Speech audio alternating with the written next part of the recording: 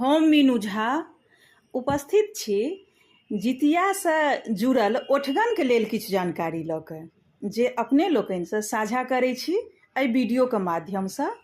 और जे पहिल बेर जितिया शुरू कऽ रहलहुँ हँ तिनका सबके बहुत बहुत शुभकामना आ सब गोटेके पाबनि खूब नीकसँ सम्पन्न हुए तकर मंगल कामना। सभक बाल बच्चा दीर्घायु रहथि। धन्यवाद।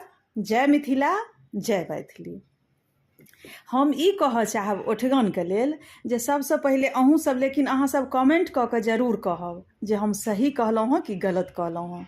पहिले ई कहू जे एकटा जे ई अपना सबमे कहावत अछि एहि जितियामे ओठगनके लेल, जितिया पाबनि बड़ भारी, धिया पुताके ठोकि सुतौलनि, धिया पुताके ठोकि सुतौलनि, खेलनि भरि थारी, जितिया पाबनि बड़ भारी। से कहू तऽ जे ई कते सही छै या कते गलत छै, हम अहाँ सबसँ पूछऽ चाहै छी।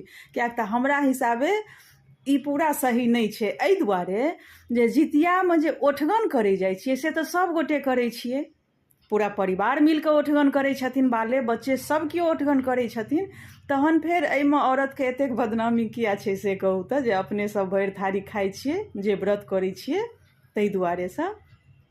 हमरा जहाँ तक बुझल अइ से इएह बुझल अइ जे किएक तऽ हमहूँ लगभग बहुत दिनसँ, लगभग 20 सालसँ हमहूँ जितिया कऽ रहल छी, तऽ हमरा जहाँ तक बुझल अइ से इएह बुझल अइ जे व्रत करै छथिन ओ भोरमे ओठगन कालमे भरि पेट कतऽसँ खाइके कोशिश करथिन, चाय पानि कऽ कऽ ओ व्रतके जे नियम छै ओ पूरा करै छथिन। आ भरि थारी खेनाइ तऽ बहुत दूरक गप छियै।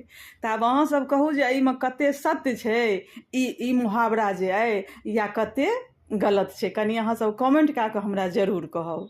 इएह अपना लोक अहाँ सबसँ साझा करैके लेल हम उपस्थित छलहुँ हँ एखन। धन्यवाद। जय मिथिला, जय मैथिली।